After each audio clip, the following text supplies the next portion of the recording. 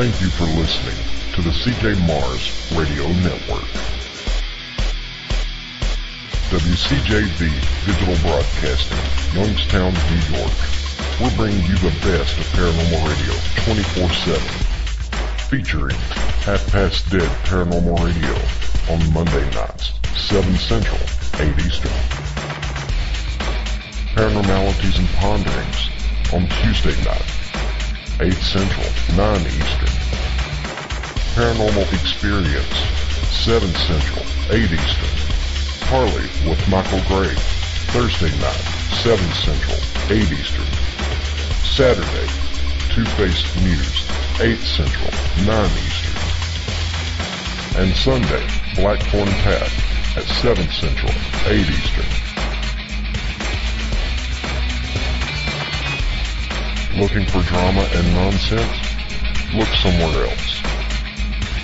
If you're looking for the best in paranormal news, tech tips, advice, and entertainment, stay tuned. That's all we do. Here on the CJ Mars Radio Network. Thanks for listening.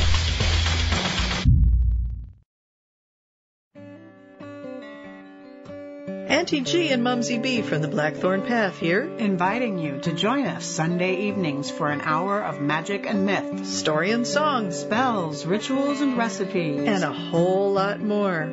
That's the Blackthorn Path. Sundays at 8 Eastern, 7 Central on CJMarsRadio.com.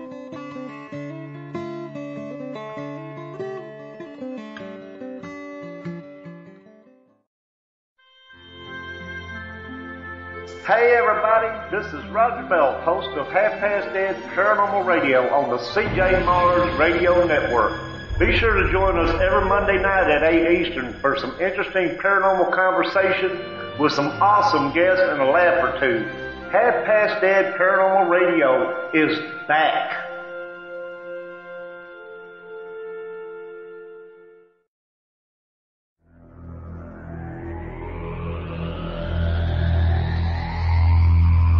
You are listening to WCJV Digital Broadcasting, Youngstown, New York.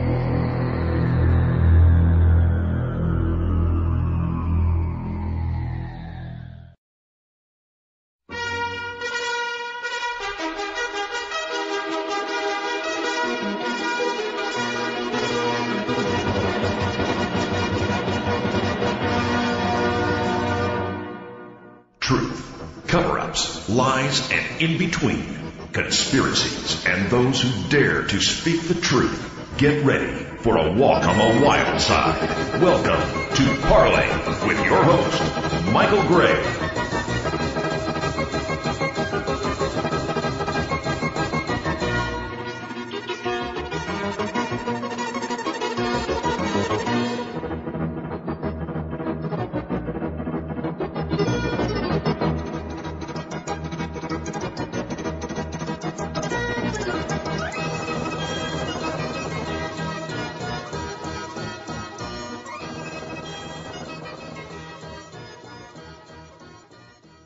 Hi all, this is Mike Gray, and you're listening to Parley, and we have another really great show for us tonight, or today, or depending on when you're listening. We have on us Crrow777, that's his YouTube handle. Crow, you there? I am. Thanks for having me. Hey, how you doing? Hey, listen, man, I really want to thank you for, being on the show with us tonight. And, no problem. Yeah, I was, first let me tell you how I found you. There's a lot of controversy about the flat earth and a lot of anomalies in the sky. And I stumbled onto your YouTube page, or your YouTube video that you made about the lunar wave that you caught. And that's one thing I'd like to, talk about. Okay. So why don't you, tell us what happened and how you...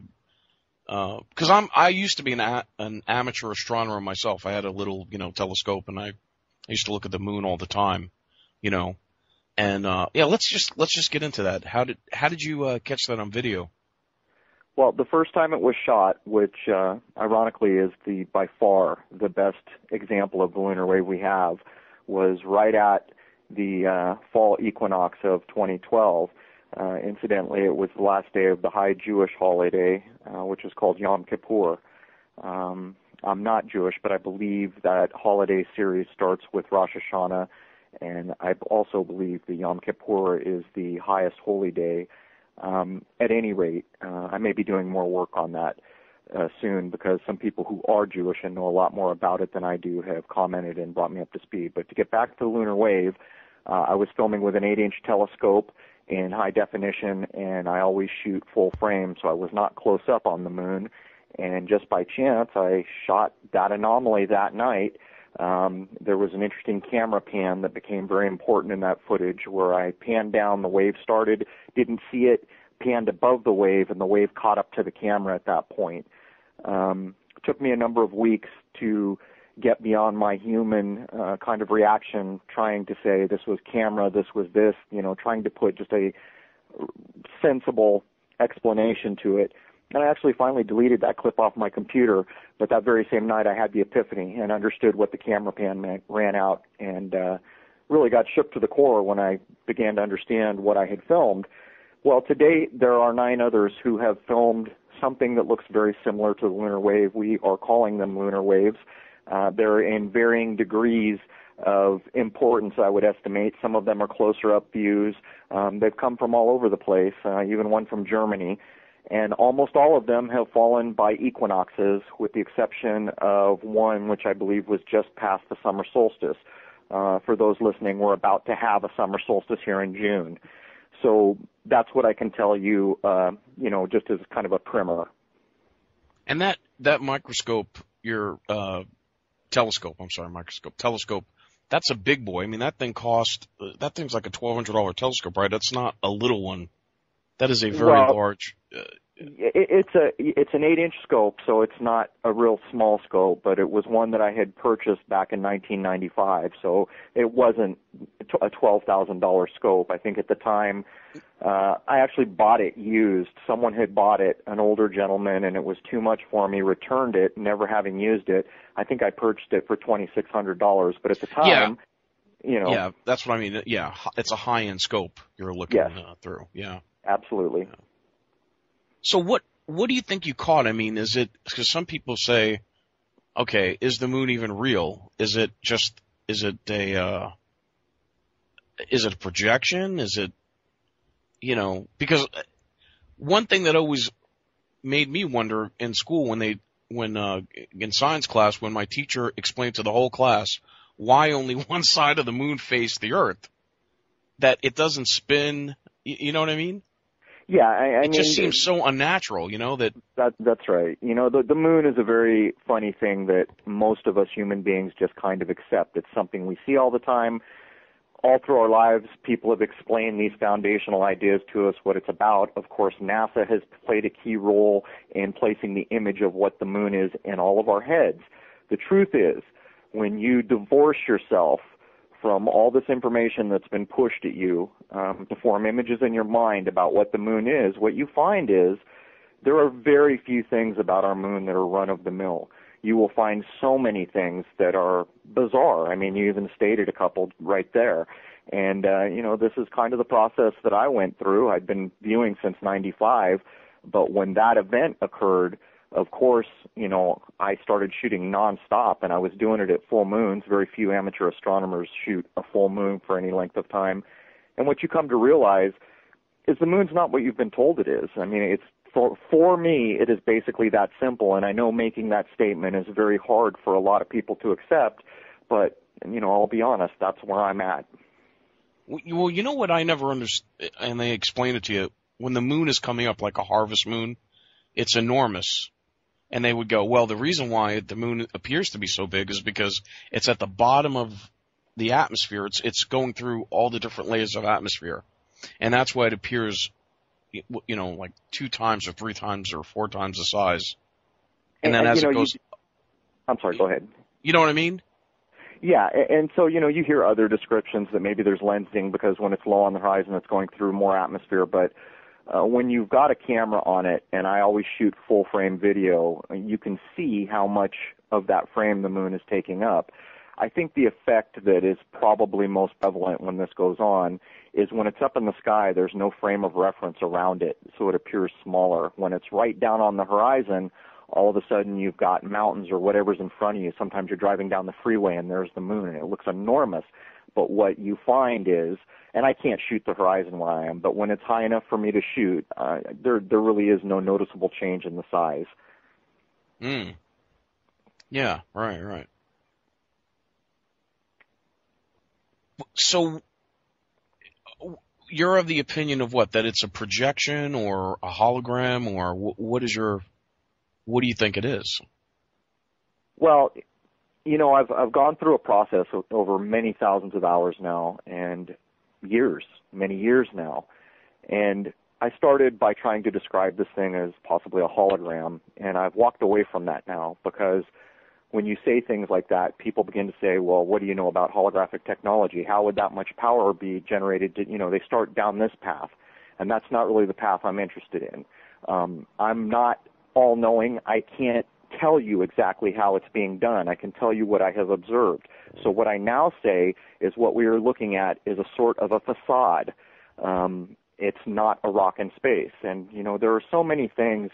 For those who have studied the moon landings, for those who have studied what happens when rockets launch that we're told are going into outer space, even the idea of meteorites and asteroids. In my sky viewing days, I've seen so many hundreds of them, and many looked like they may have hit the planet, if in fact those are what we are told they are. My point would be, in all the time observing the moon, nothing has changed. Nothing has ever hit it. Exactly. Yeah.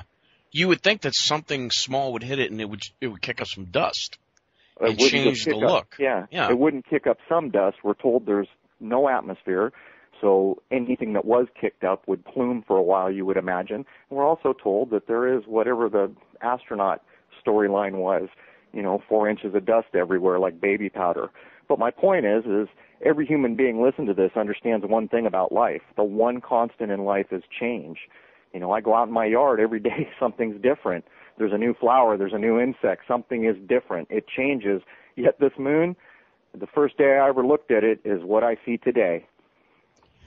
Well, let me ask you something. I grew up, one of the first books I ever looked at was by Ferry, I think, or it was an astronomy book that my aunt got me for my birthday or Christmas. And those books where you see the pictures of the nebulas and all kinds of colored pictures. Do you think that those are all fake? Yes. Because now I'm starting to wonder if they faked the moon, if they faked the moon landings, and you see all these NASA, videos where you could tell they're not on the ISS space station, clearly. Well, let me go at it this way because it's kind of more of a reasonable way for people who are new to what we're talking about to consider. When you go out to buy a telescope, you're presented with all these beautiful, colorful nebulas that your telescope is going to magically let you now see. The truth is, even with a big scope, I currently work from 8 to 12-inch scopes now, and even on the biggest scopes I use, when you look at like the most dominant nebula in our sky, which is an Orion, I believe it's called M42, you don't see any color. You see a very kind of undefined cloud, a wispy cloud-looking thing. Now, if you put a camera on that and you open the shutter, and it used to be in the film days, certain types of film would give you different colors, but they were mostly reds. So what I'm pointing out here is these beautiful full-color images that you are being presented with of these things, some of which we can see in the sky with a telescope or binoculars. They're nothing like what your eye sees, and even if you get a camera on it, they don't even approach it. The point of this is that even if those things were there as they were described, being filmed as you're told, everything you are seeing is false. The color is false. The whole construct of it is false. So when you ask me if they're real, no, they're constructs. It's a bit like the sun. There are people now, like Mr. Dollard, they're brilliant people saying things like, if you could get your head out of our atmosphere and look at the sun, you would see nothing. And the reason for that is because it's emanating the light. You could only see where the light hit and reflected off something. And so while we're in our atmosphere looking at the sun, of course, that light's coming through material of our 3D world, so we can see something. But here's NASA presenting us with, we got all these satellites around the sun, and they're showing us this thing we've come to recognize and expect to see. But now there's all these other people taking it up a level in this kind of age of knowing that we're getting into and demonstrating that, whoa, wait a minute. If you could pop out of this atmosphere without all this 3D material stuff around you, it would be a bit like shooting a laser through a room with no dust in it. You wouldn't see the laser except while it hit until you throw dust into the beam. Then you can see where it is. So really, from my point of view, what NASA has done since its inception is ensure that we know next to nothing about what is above our head further than the blue sky we can see. Right, yeah. And I mean, even when they show pictures like being on the moon, there's no stars. And they'll tell you, oh, the reason why there's no stars is because there's no atmosphere. Well, that never made any sense to me. Well, I get asked that a lot too because it's such a suspicious time right now. The powers that be have kind of sowed the seeds of dissension. So on YouTube, everyone's, looked at with a very suspicious eye, and many people come to me and say, why can't we see stars? Well, here's the truth about how a camera works. You set your aperture and your ISO, and the moon is a very bright thing. So to have a correct image of something that bright would wash out any stars that are near it. And the truth is, very few times during the path of the sun is something bright enough, like occasionally the star Spica in Virgo may be close enough to the moon. Then you could see that because it's bright enough. So my problem is although I know all the Apollo images were faked, it's scientifically provable. I did a clip not too long ago about a PhD in the Ukraine who used the stereoscopic parallax method, and he just went through and demonstrated with scientific precision that every single image we'd been handed was shot on a sound stage. Wow. Yeah. It's crazy. I mean, it's just...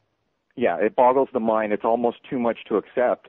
But, yeah. The real reality of where we are because here, we've been conditioned to believe that we're on a planet rotating That's around right. a sun, going, in a spiral arm of the galaxy. And, That's right. Carl Sagan has conditioned us that there are hundreds of billions and trillions of stars and hundreds and billion trillions of galaxies, and therefore we're not special. We're, you're programming people right now. Yeah, right. I mean, because I used to watch Carl Sagan. As did I. Yeah, and it just seems to me like all these people are just con men. That's exactly what they are, but it's worse than that because in many cases in the deceptions that we see in our society, as an example, we just got drones introduced into our city. You know how they did it? They took the most honorable men here, which are lifeguards that risk their lives to save human beings, and they gave them a drone so that they could monitor the sharks to keep people safe. Now, these men are honorable men. The job they're doing is honorable. The man operating that drone thinks that what he is doing is a noble cause to watch out for sharks. There's one problem here. They started pushing the whole shark agenda a few years ago with a false shark attack here that killed a man.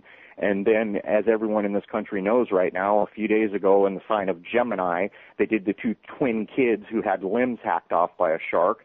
Then they did Shark Week not too long ago, marinating everyone in the fear of sharks. And now, in a very oblique manner, they have introduced drones in a way that's almost unassailable to kind of creak the door open and get those suckers their eye in the sky above us. It's a very insidious thing. I always wondered why, what was it, Discovery Channel, they would do Shark Week. And, I like the Discovery Channel, like, some of the stuff. But I said, what is this? What is going on here? They dedicated a whole week to sharks. It's called fear porn. Yeah. It's what it is. Fear, putting a population in an emotional state. This is the basis for, like, the black magic that we're aware of that was claimed to have gone on in the Dark Ages, was using fear and heightened emotional states made people very malleable and controllable, even to the point where you could get them to do things they would not normally do or accept things that there's no way they would have accepted had they not been afraid. 9/11 is a perfect example of this for people who live in this country, well, all over the world. A couple buildings got knocked down by some supposed terrorists, and everyone was so damn afraid, they said, yep, take all our freedoms, do whatever you want to keep us safe, invade countries, just go. And that is don't the worry result. about building 6 or 7, right? Well, that's the result of fear. Fear porn has an effect, and it's being implemented against us daily. And anyone who is on the fence about this, I invite you, go turn on your local or national news, although I would say don't turn on those things ever. But if you want to test it, go and put a checklist down and just check off every story they present at you and see if it's a positive or a negative. Yeah, I mean, and I'm one of them, there are a lot of people who are trying to expose the fact that Sandy Hook, Boston bombing, Aurora Theater, that these were all fake and staged. Complete fantasy. Yeah. Now look what you have right now unfolding. There's 3 stories that I've been paying attention to that I think are all bunk. This shooting that just happened in Charlotte, North Carolina, or South Carolina, right? Yep. Complete hoax. Okay. And his name is Dylan. Here's the kid's name. I looked it up. Where it is. Dylan. It's Dylan Stormroof. Of course, because there's gematria and numerology behind all that. Okay, now what is the name? You know what the name Dylan means? I haven't looked it up. Okay, I'll tell you what it means. It means tidal and flow. So now, is that a message to the elite to get out of that area because they're planning a tidal wave to hit that area? Well, I mean, this is the problem. I did I did an article for the Higher Side Chats. I'm writing a 10-article series, and I wanted to address the age of deception, which you are specifically pointing your finger at right now. So I used 9/11.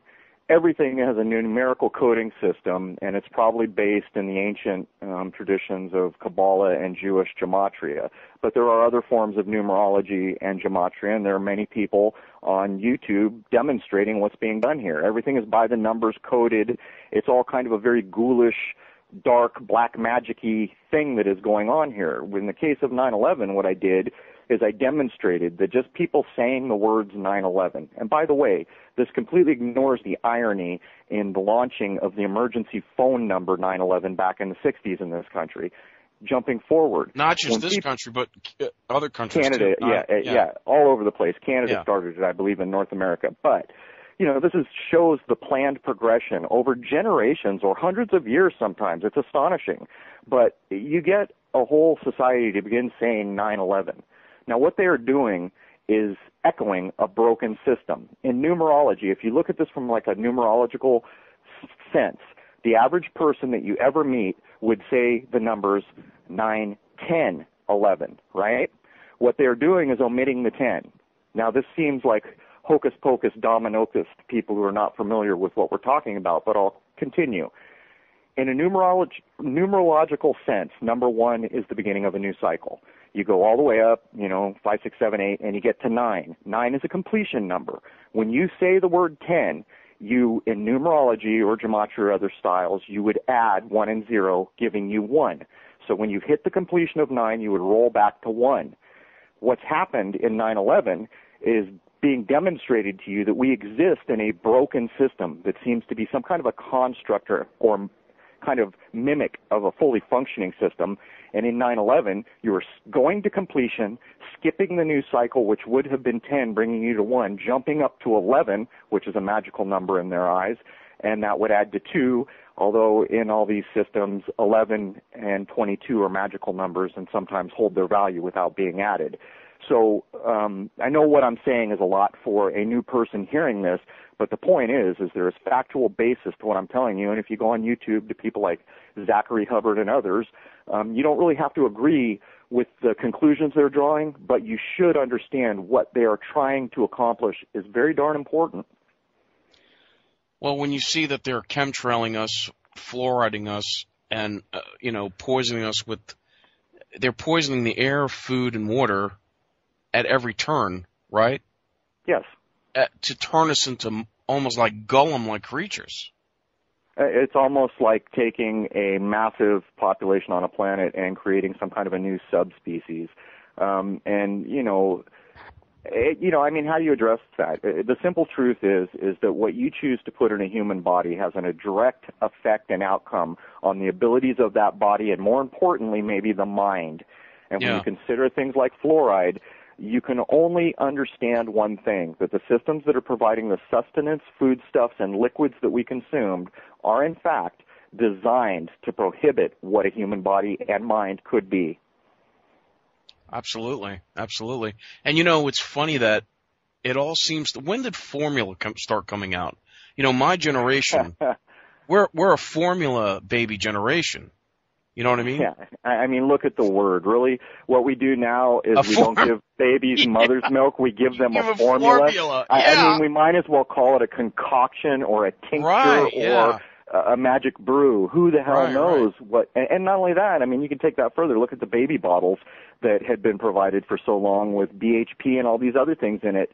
You know, people wonder why autism and other things are on the rise. Well, look at all the things that are being forced into our bodies. Yeah. And what's that other one? DTH? Or brought to you by who? Monsanto?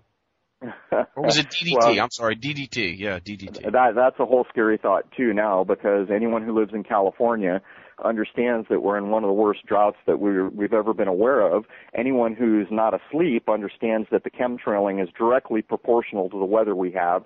Anyone who has a brain understands that seeding clouds for rain has been done since well before, World War II, if not one. I don't know when it started, way the heck back.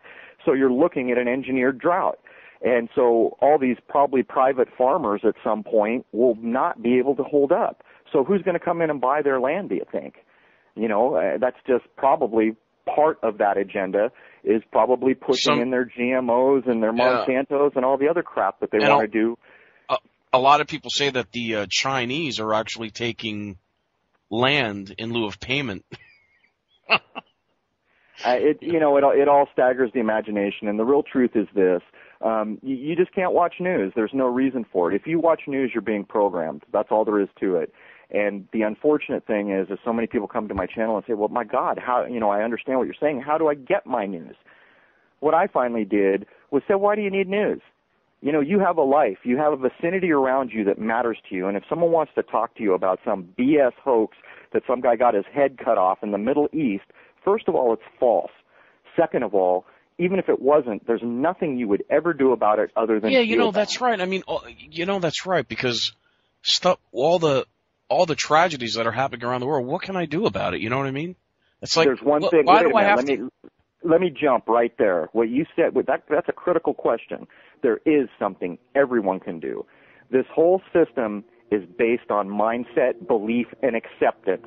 So if you consider what we understand about the 100th monkey, where once a thing is known by a population of a certain size, that knowing spreads like a virus across countries, islands, to similar populations of that species. It's been demonstrated. So if you see these things and you immediately in your mind say, no, false, forget it, do not accept it, and enough people do that, you will see change. Because it is impossible to manipulate a population who will not buy into the BS. Okay, now let me ask you this. The word false flag is now into the curriculum. More and more people know about, that the possibility that something's wrong with 9/11 or, the events of September 11th. And also the moon landings, that they were faked. Do you know what I'm saying? So this is, that's where I see the hope. That more and more people are waking up and knowing the deception. That is the only hope. This kind of situation we wake up to find ourselves in will not be changed with bullets and bombs.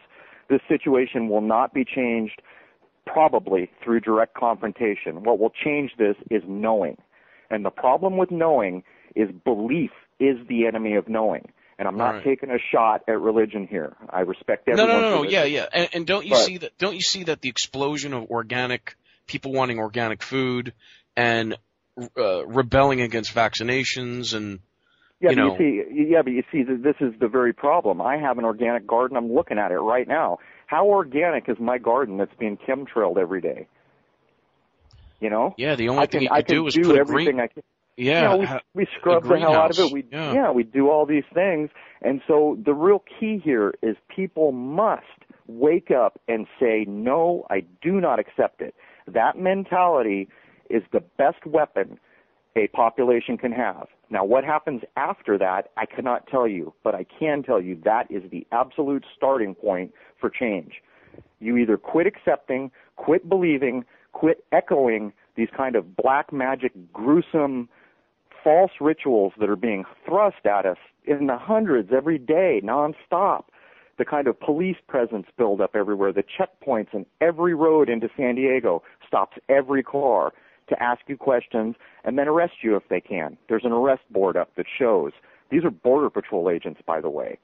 How constitutional does this sound, what I'm describing to you?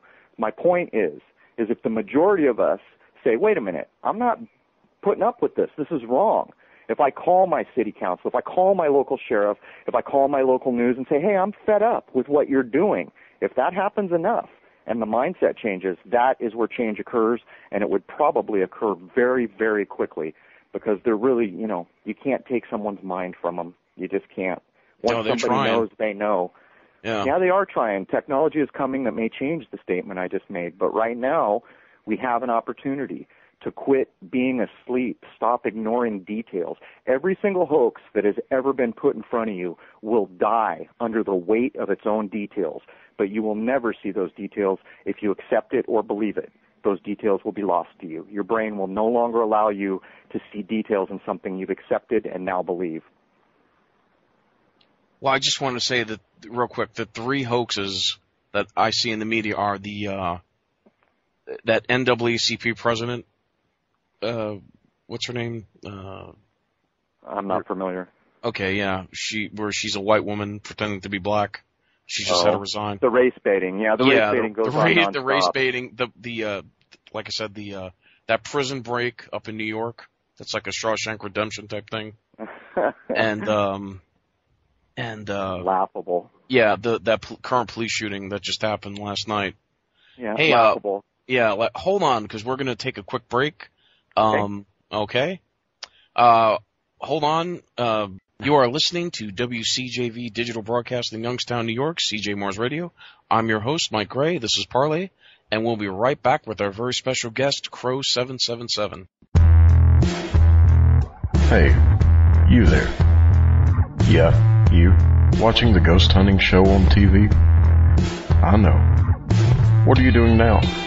Looking at something you've seen on a website? Trying to get the latest ghost gadget? Well, stop that. Let's try something different. It's called research.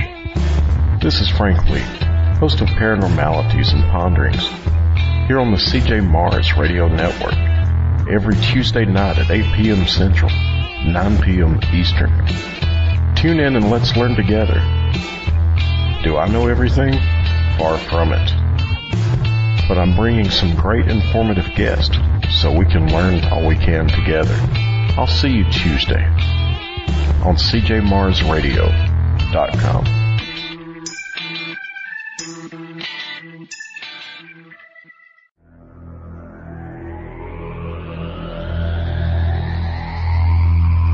You are listening to WCJV Digital Broadcasting, Youngstown, New York.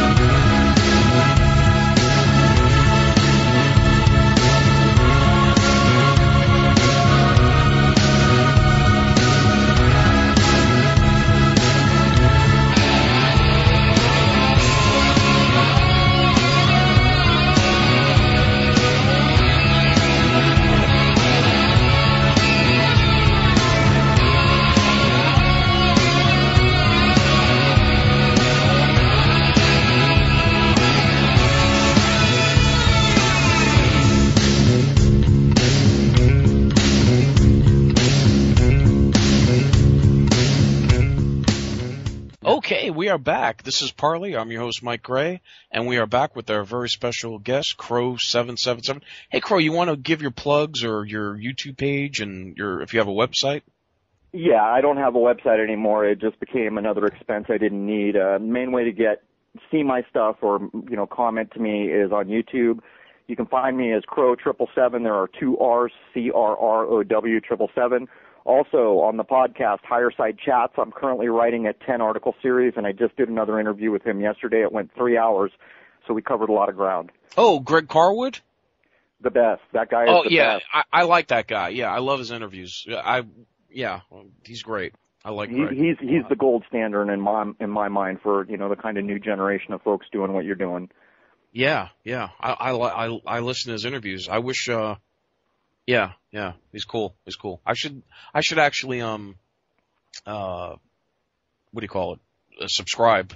And pay for you it should. after. And it's only like $5, and the cool thing is he'll give like an hour away, and then it's only $5, and the rest of the content. I mean, he never has a bad interview, and it's amazing. The guy's only 30 years old. To have just kind of a breadth of knowledge that young man has it's exceptional. Yeah. I love his stuff. Greg Carwood, Higher Side Chats. Yeah, real cool. But listen, I was trying to put together a roundtable show for this flat earther stuff with Jay Widener, Mark Sargent agreed, and was asking you, and then there's other two people that I contacted. One was Eric Dubay, and the other is his name Matt Boylan?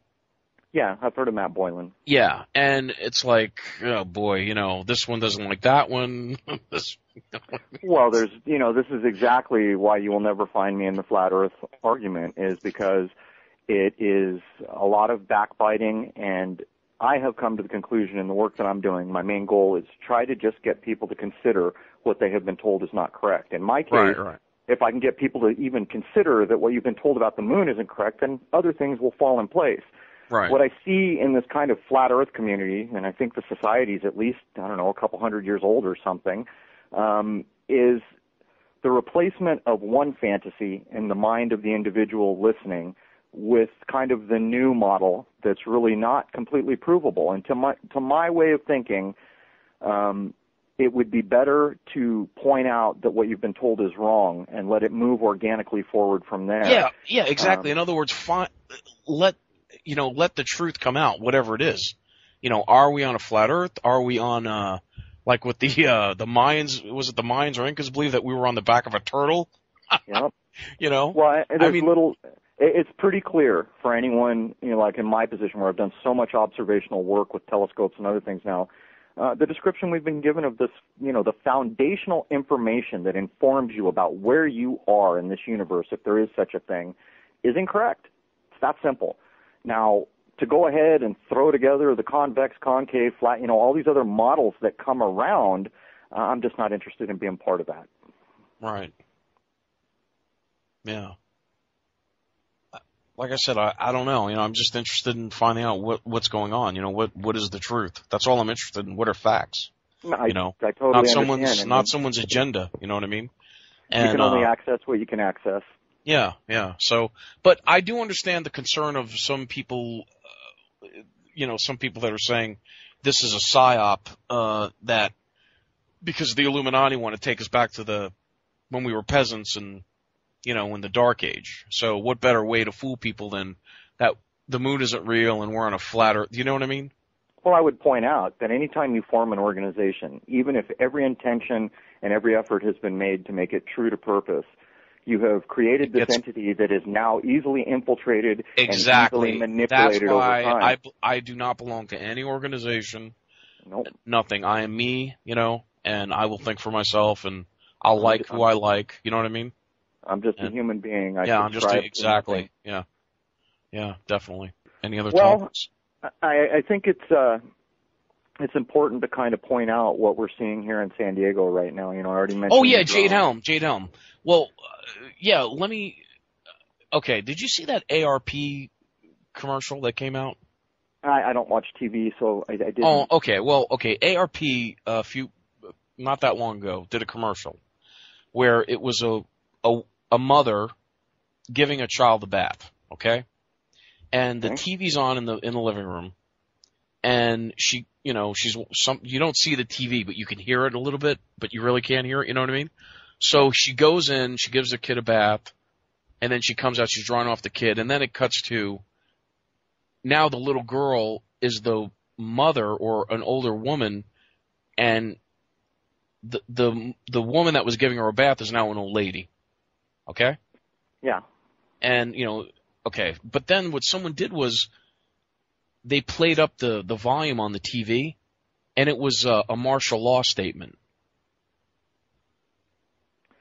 Yeah, I mean, if anybody understands 9/11, if anyone understands Sandy Hook, the Boston bomb, the obvious ones, and they have not yet come to understand, if it comes out of your damn television, you're being programmed. And even the things that are based on something that actually happened have been twisted, agenda-ridden. There have been flicker rates added through your television, frequency patterns added through your television. Anyone interested in that, I did an article on the weaponization of music at THC. This has been going on since before the 30s. You've got to understand what media is. So many people in this country are still paying to go to movies. They're literally paying for the very weapon that has been used against them to program them, to kind of dictate what society will be, to push agendas, and then that's not even addressing the whole undertone, the subtext that is put into every movie, and that is akin to the coding and gematria and things like this we were talking before, this kind of dark, ghoulish thing that goes on with these governments and Hollywood folk and everyone else. You've got to get to a point where you literally turn off your television. Don't look at your television. Even if you understand what you're seeing is false, that technology has the ability to program a human mind. Colors, flicker rates, sigils, all these things have been developed to such a high state that this is a big part of marinating a society for whatever the heck it is they want to do next. And that is just a flat truth. And if you are still paying to go to the movies, you are in fact funding the very attack on civilization that is fully being exposed at this point. And as far as your television goes, all I can say is it's probably the most sinister weapon ever devised because it's in every household. I'll tell you one thing. You know why everyone around the world wants to come to America? It's not because of jobs. If you really ask them, anyone living abroad, they'll say it's not necessarily for opportunity. They watch American TV and American movies. Yep. And that's you know what I mean. That's why they want to come here. Yeah, it's a false image. I mean, and when they get here, they realize it's harder than they thought to live here. Everything is super expensive, And it's getting worse. It's getting worse and worse. I mean, there's actually a turning point. I can remember flying from the East Coast to the West Coast in August of 2001. That was the last time that any sense of the kind of old illusion normalcy existed. The next time that I flew, 9/11 had occurred. Now, 9/11 is a bit like a mile marker where this country was demoted in some fashion. It was never going to be again what it once was. But this is not because of natural cycles. This is because of intervention by those who have power. Nothing more, nothing less. The crash of the economy in 2008. If you don't understand that everything is done by computers and everything is digital now, then you don't understand just how easy it is for those who own power and own everything else, TV stations, Lord knows what, newspapers, the Internet. Who owns the Internet? Google. You've got to wake up to the reality. Now, it's not really a dismal, hopeful, or hopeless thing. It's a simple matter of stop being programmed, stop accepting, stop watching your TV. Don't pay for movies. Don't consume what they are thrusting at you, and use your own brain, and then stand up against the things you see that you understand just are not right. Think about your children. Think about the generation that's coming behind us. What will we leave them if we all just walk around in a daze right now? It's kind of a responsibility. As a human being, you should at least speak up for what you believe to be right. And what's going on now, in my estimation, is so far from right as to be, I don't even have a word for it. What do you think in your estimation has kept them back from pulling the trigger on releasing Ebola? Because there are a lot of people that say they want to combine, or they're combining like Ebola with rabies. This is more fear porn. This is just fear porn. If things were like that going to happen, we'd see them all at time, or they'd whack us, populations all at once. That's not what you see. What you see is the frog in boiling water. What you see is these look at the implementation of the drone I just described to you. What was it, 6 years ago or so? I don't know. I'm guessing this fake white shark attack happened that killed some vet. Of course, he was a vet, a guy who loved animals. And now, all these years later, they saturate the airwaves with this kind of Gemini twin shark attacks of kids losing limbs. Then they do Shark Week, and next thing you know, San Diego's got drones protecting the people from sharks. These are long range, often generational range. And what you've got to understand is, you and I don't know how old you are, but I'm 43, yeah. So there you were. You were there before the digital age. You remember analog. Yeah. Well, anyone who doesn't understand what the digital age, what kind of control the digital age brings, you better understand that this next generation of children that are going to be adults will never have known a time when everything wasn't digital. And when you consider that even simple things like data mining, you go use a card at the gas station, you use it at the library, you use it at the grocery store, you use it to buy things. This used to be mutually exclusive information. Now information is king, and it's shared, sold, all these networks of what you are doing, even the GPS in your phone telling all the movements of people, GPS in cars. This can be data mined, and you would be astonished to understand that probably there is a database somewhere that can say you are likely to die with a 98% certainty in this city of this cause in this month. That's what the kind of specificity that data mining can bring from very disparate data. So the control that is kind of connected to that digitalness is where we are at. And so there will come a time when every effort to strive for normalcy again of some sort or fairness of some sort will diminish as time goes by. It is very critical that people just do what they would always do. If you're out in the street and someone kicks a dog, the average person would say, hey, man, don't kick that dog. If you're out in the streets and someone's getting beat up, the average person would say, hey, stop that. Yeah. It's nothing more than that. It's just simply standing up. Now when I see these fights on on YouTube, a lot of these people when they get into it, they kick the guy in the head when they're down, you know what I mean? It's that kind of like vitriol. Yeah, you know what I mean? No different than the drones. They slowly habituate you to what was once shocking to you. I mean, look at shows like Tosh.0, just airing these most shocking images to the children and young people, and at first everyone is shocked, and then pretty soon it is so shocking it becomes laughable, and then pretty soon you've been blunted. Your human sense of kindness and compassion has been blunted off from being presented with just so much violence and ugliness and just atrocious footage. Right, you get used to it. Yeah, definitely. I mean, I don't know about you, but every fiber in my being says, get out of this country. Like flee, get out of here. Where are you going to go? I mean, this know. deception knows no borders. We have the bombing in London. We have, these things that have happened in Russia. We have events. It's everywhere.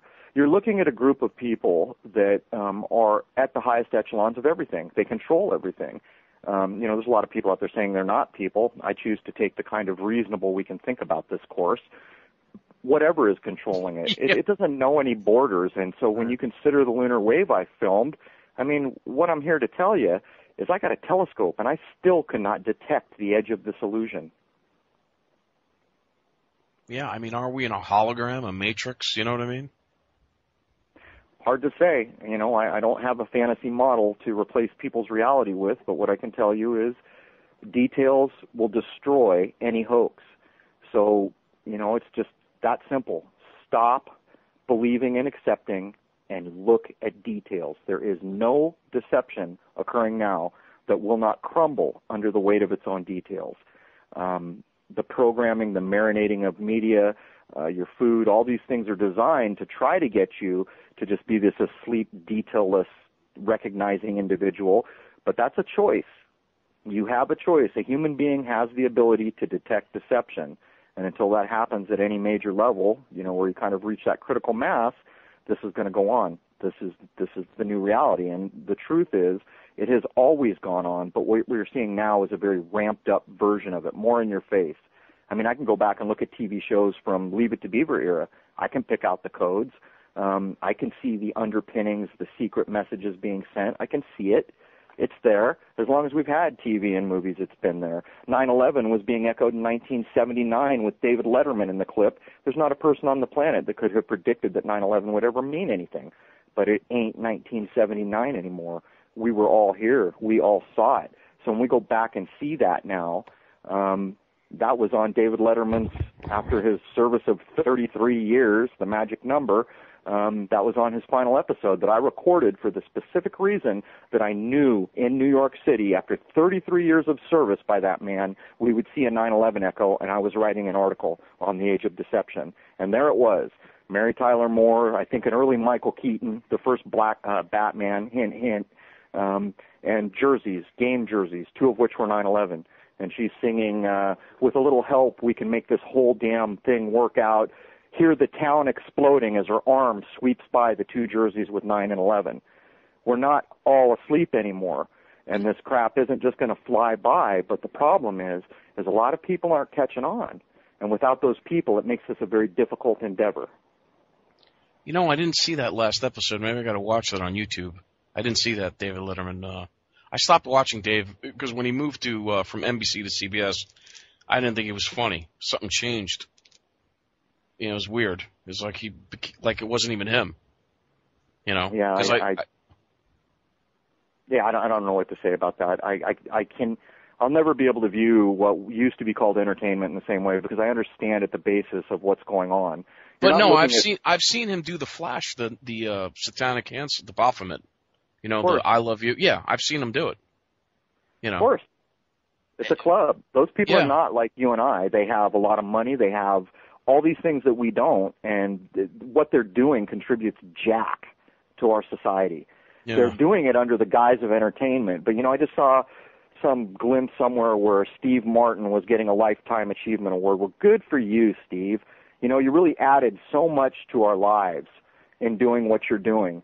You know, how about the guy who works with, you know, dying people or something? How about that Lifetime Achievement? This man made entertainment, if you want to call it that, because it is much more than entertainment. And the truth is, you know, there's a whole religious underpinning, and I don't bash religion, but you've got to understand where our media and movies comes from. That is a very specific group of people. It's not like me, just some dumb white boy from the burbs can go up there and get a job of any significance. It doesn't work that way. Yeah, you know, there's this whole thing that people that are famous, that it's all like, it's a family thing. They're like either their families in the military or they're all connected. Of course. How else do you do what you're doing? It's a bit like the mob, isn't it? You know, they kept it in the family. Nothing's blood's thicker than water. You know, my brother's not going to do anything I wouldn't want him to do, kind of thing. But, you know, Lord knows what's hanging over those people. I wouldn't trade my life for any one of them. I wouldn't trade it for money, fame, or fortune. I see now. And what they're doing is a very dark, despicable thing that is absolutely contrary to anything I have ever been in my life that could say that that's okay. It's not okay. And I'm never going to agree that it's okay. I'm the opposite of what those people are, apparently. You ever wonder, like, you see Dan Aykroyd doing these phone commercials in that alien get-up, the Conehead? Yeah. Well, and they, you would think, here's a guy with all this money. Why would he debase himself by doing a stupid commercial, you know? Probably because his boss told him to, you know, or whatever, however that works. But, you know, and then there's the whole thing with all these celebrities, you know, these big movie stars doing credit card commercials. So it's not enough that they fool all these people into loving their persona. Then they turn around and they push these credit cards that the banksters are using to control your existence, and just kind of every aspect of your monetary life is under their thumb. You know, it just goes on and on and on. These people are not doing anything beneficial to you. And whether or not they're doing it on purpose or because they were told to do it or because they got stuck and now can't get out, doesn't matter to me, because I can only look at myself. And, you know, I always use the kick a puppy example. If someone came up and tried to force me to kill a puppy, I wouldn't do it. I'd say, no, I don't do that. That's not me.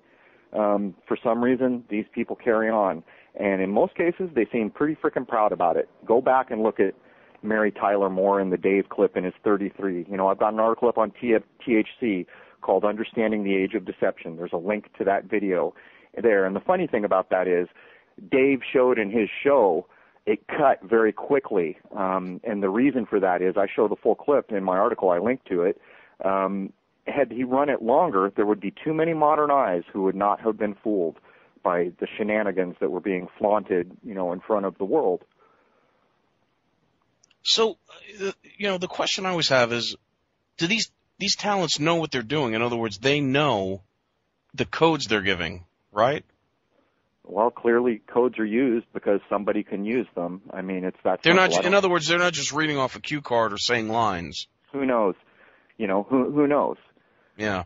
It doesn't really matter to me to try to put a false construct or my fantasy out there because I think it might be like this. That's not the critical thing. The critical thing is it is like this for whatever reason. Whether someone's standing backstage with a gun pointed at their head, which is probably not correct, or whether it's voluntary or whether it's simply we paid you $1 million, who knows? But the thing we can know without any qualms about being wrong is that this is in fact going on. We can know that. Any person who has woken up enough to see detail again and living in kind of a world that teaches us for gross, no subtle, everything gross is what you recognize. When you throw off that kind of wet blanket and get back to what is subtle, those details, all this stuff dies under the weight of its details. It's that simple. Not an easy thing to start doing when you haven't, but if you endeavor, you'll be like Lord knows how many people on this planet now that are pumping out YouTube videos as quick as they can, trying to show people what is going on. Yeah, waking people up. But the problem is that it's for someone not knowing this. If you were to point this out, they would say you're crazy. And even if you were to show them, they'd go, it's almost like they don't want to believe their own eyes. Because the system is protected by plausible deniability. When Mary Tyler Moore waved her hand in front of those 9/11 jerseys, that's plausibly deniable. That was a coincidence. Right, exactly. Yeah. But that is gross thought. That is a gross thought pattern. That is missing subtlety. That is missing detail.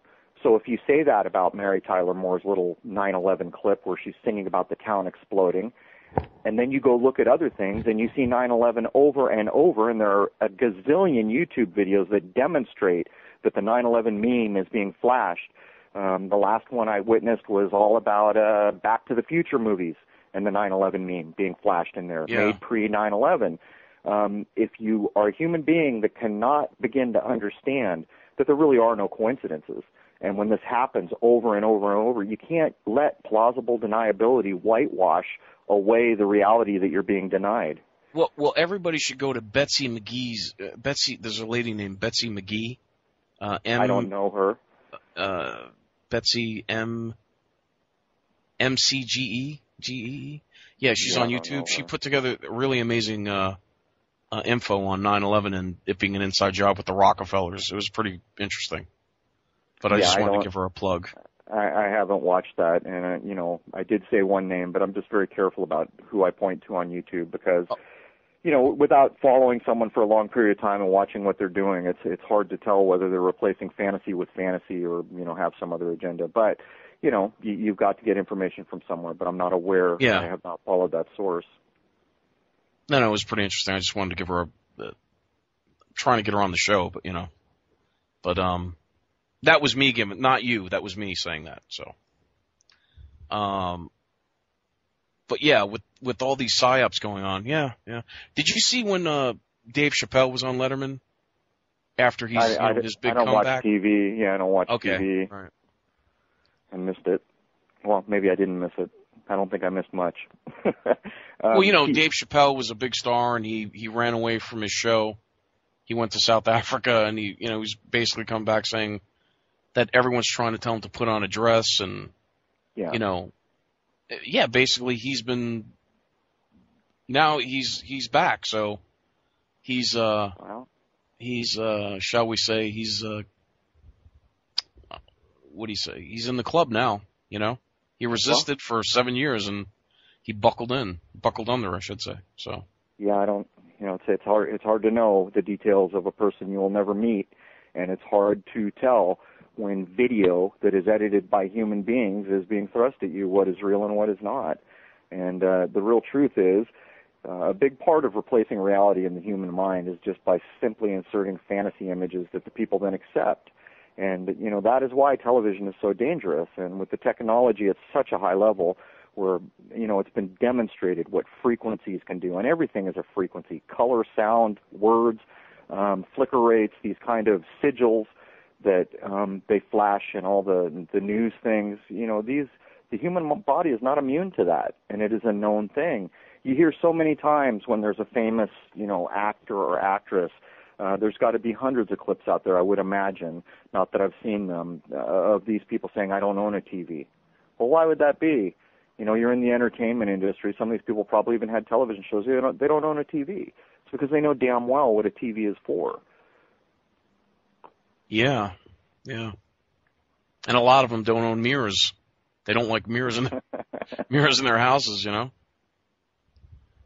So, what do you think about, like, when you watch TV and you see people's eye change? Is that like a digital effect, or is that, when their eye glows, or? There's absolutely something going on there, and I know that people want to say that that's reptilian. You see, this is my problem with replacing one fantasy with another. I have never seen anything that really demonstrates there's any reason to go that way, but what you can say is my eye doesn't do that. I've never seen my friends that I film do that. Something is different about it. Yeah, well, I'll tell you something. I was flipping through the channels the other day, and I was passing TBN, the Trinity Broadcasting Network. Who's that guy? T.G. Jakes, or Bishop, that big black guy. He's a bishop. He's a preacher. And yeah, I just stopped to listen to him. He's a real big black guy, okay? And he's the next Billy Graham, right? He was talking, and all of a sudden, I stopped to just listen for a few seconds, and his eyes started glowing like a flame orange red. Well, I mean, there's other things you've got to realize. This meme about, slit eyes meaning everyone's a lizard hidden in a holographic wrapper or whatever that meme is. It's known. It's on the Internet. The Internet informs the powers that be what the people are doing, like this Jade Helm thing. I mean, are they really even doing that much, or are they just gauging the reaction for having put it out there and then getting, like, local police to fly choppers and stuff a lot? You don't know. But the point is that in this digital world, everything that goes on online is data mineable. It tells them more than you could ever imagine.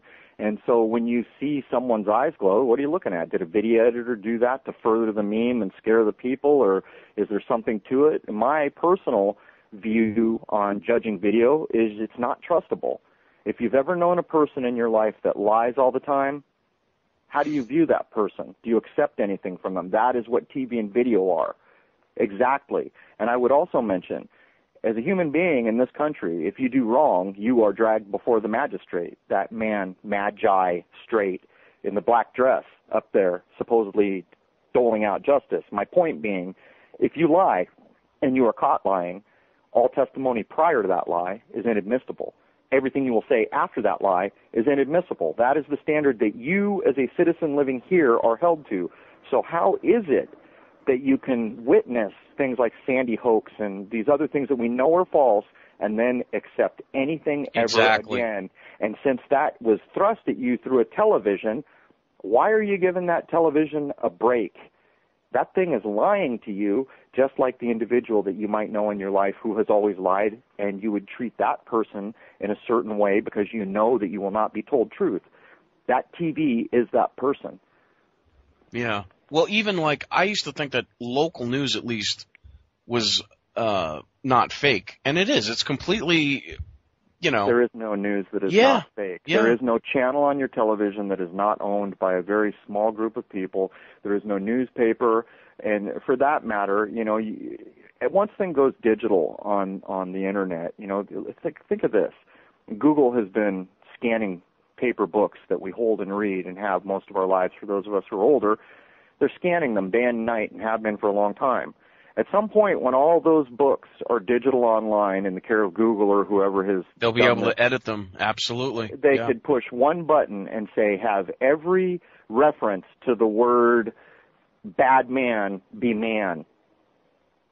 So all of a sudden, this figure from history who was always called a bad man is now just a man. And future generations say, well, this man, see, it's that easy in the digital world. And so you've got to understand that these mediums that come at you are constructs. I edit video. I've edited for a long time. The first thing I did was make a trailer on my channel swearing that I will never run false or deceptive video to include editing, because it is so easy to take a video and do very little to it and make it seem much different than it actually was. And that is just from an average person like me could do these things. And you got to imagine what, a Hollywood-style setup would be able to pull. At this point, much of the newscasting you have seen is prepackaged. I've got a clip up on my site about that. So what happens is some corporate entity or military or government entity makes a video that appears to be news, and then it's just wholesale shilled out across the spectrum. And a huge percentage of what you see every day that appears to be a local newscast, because what they'll then do is shoot that local guy that doing the intro as they cut away to the video package, giving you the impression that that man is doing independent reporting. Well, there is no independent reporting to any degree anymore. That really ended in the 80s. What you are seeing is prepackaged propaganda. And Brian Williamson was not lying, but getting caught. Oh, man. Well, I mean, they're probably blunting the edge of their spear. Every time something comes to a head, they roll it out so everyone can stare at it, and then they keep doing whatever they did. So. Hey, Crow, listen, we're out of time here. We've got 1 minute left. You want to give your YouTube channel and any contact information? Yeah, sure thing. You can find me on YouTube at Crrow777. There are 2 R's in the word Crow, and I'm writing 5 more articles in a 10-article series on the higher side chats, also known as THC. You can find them there under the podcast, where I've also done 3 interviews to date. Yes, and I highly recommend your YouTube channel, Crow, and Greg Carlwood. I want to do that man justice. Higher Side Chat, really good show. He does a really good show. I listen to it. So anyway, folks, that's our show. I want to thank our guest, Crrow777. I want to thank our guest. Please stay tuned on CJ Mars. This is Parley, and I'm Mike Gray, your host.